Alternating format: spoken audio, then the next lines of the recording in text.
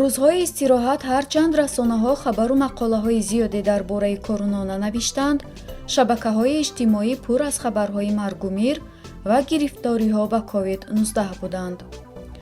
Садҳо нафар аз гирифторӣ ва ҳатто марги наздикону шиносҳояш хабар доданд. имрӯз душанбе 4 май вируси коруно дубора ба сархати расонаҳо баргашт.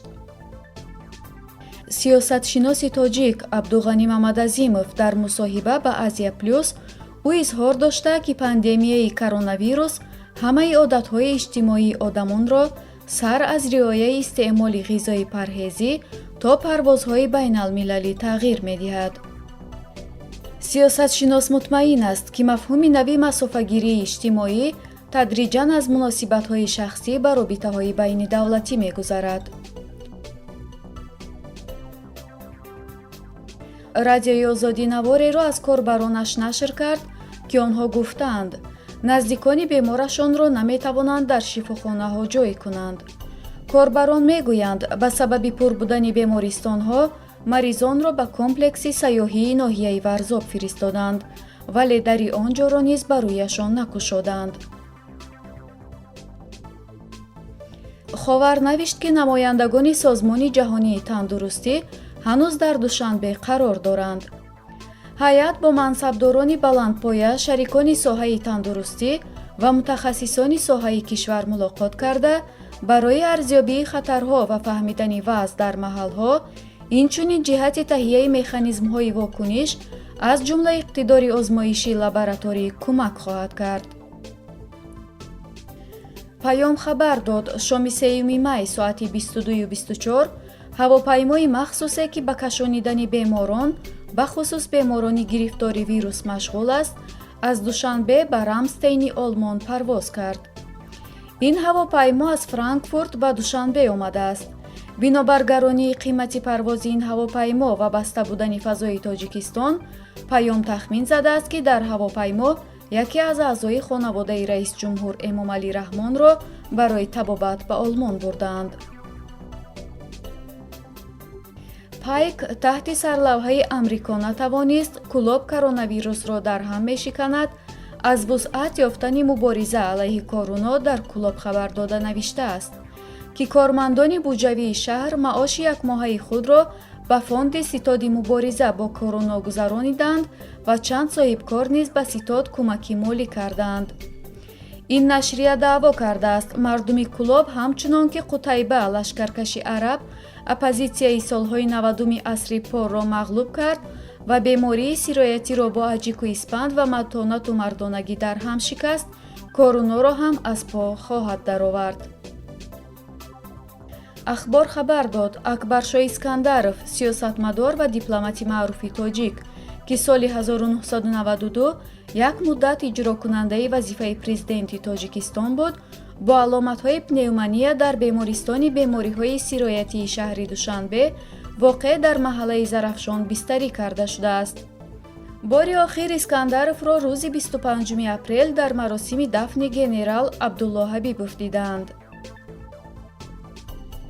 Азия Плюс бо истинод ба маркази матбуотии раиси вилояти Суғд иттилоъ дод, ки Раҷаббой Аҳмадзода аз буҷаи вилоят барои дастгирии табибон 3 миллион сомонӣ ҷудо кардааст.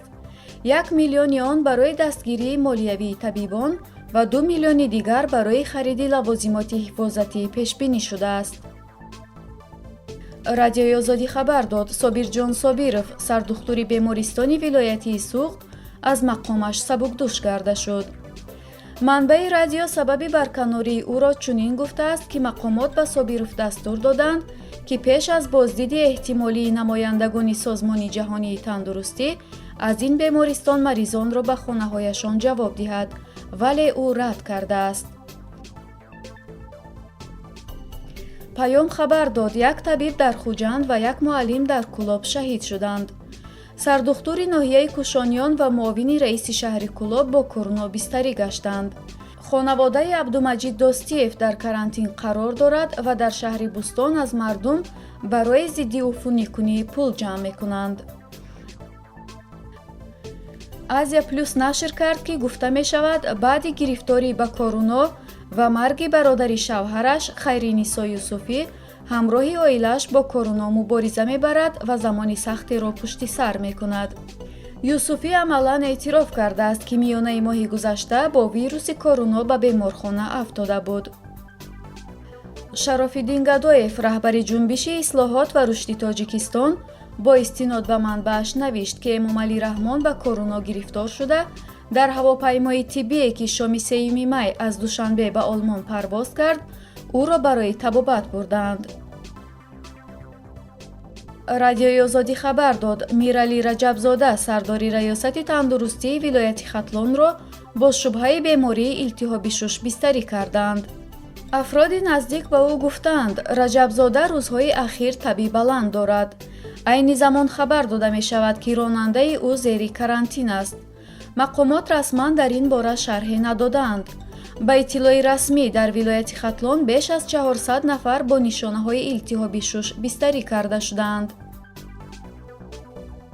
Payom навишт, Хайринисо Юсуфӣ, муовини Эмомалӣ Раҳмон, дар ҳизби халқи демократии Тоҷикистон, бо вуҷуди ин ки медонист дучори COVID-19 аст, онро пинҳон дошт ва чун сиёсатмадор ва мансабдори давлатӣ ба ҷинояти давлатӣ ва хиёнати миллӣ даст зад. маълум мешавад, шахси раисҷумҳур ҳам аз гирифтории муовинаш ба вируси короно хабар доштааст. ҳамчунин тибқи иттилои Payom, шоираи маъруф Фарзона ва шавҳараш шоир Озарахш Толиб Каримов то охири моҳи март дар Аврупо қарор дошта, бо яке аз охирин парвозҳо ба Тоҷикистон баргаштанд. мувофиқи қоида онҳо бояд карантин мешуданд, вале маҳз бо дахолати Хайринисо Юсуфӣ, Фарзона ва Озарахшро ба карантин нагирифтанд.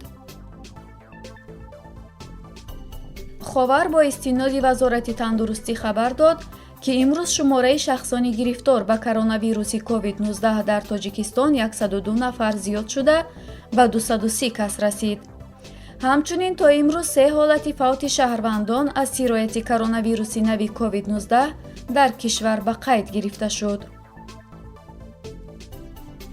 Payom аз марги 2 зан дар ноҳияи Вахш аз короно хабар дода навишт, ки беморхонаи ин ноҳия аз беморон пур буда, аз қабули беморони нав худдорӣ мешавад. ҳамин ҳол дар ноҳияи Балҷувон буда, раҳбарони он дар хонаҳои худ пинҳон шуданд ва ба ҷои кор ҳозир намешаванд. ҳамчунин бинобар пур будани беморхонаҳои Хуҷанду атрофаш, беморонро ба ноҳияи Ашт мефиристанд. шоир Исфандиёри Назар навишт, ки 5 ё 6 оила дар деҳаи Дарғи ноҳияи Айнӣ ба короно гирифтор шуданд. ба ин монанд хабарҳо дар бораи гирифтории зиёди мардум ба COVID-19 рӯз то рӯз афзоиш меёбад. дачаҳои ҳамун министро ҳамашон дачаҳои калон доран баранд, дар дачаҳои хичон одаморо нигоҳ кунанд. бина бозкори 4 та шидем. ҳоз ман мебинам ягон касалӣ, ҳамаш касалӣ дора, на қабул накардистан Тоҷикистон. мембир ҳеҷ кас сӯроқ надорад. дар телевизор ай таърифам мебиранд, ки шароит дорем ина. ҳама касалӣ дора ина инҷа мошино ина ҷамъ шиде. дар инҷа комплекси сайёҳӣ варзоб. балинсо пур шида ина ҷоро кардистан.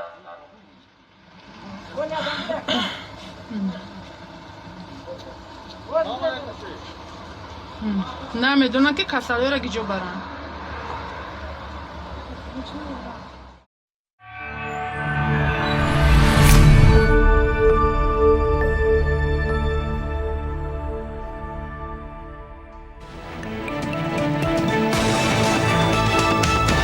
радиои Payom.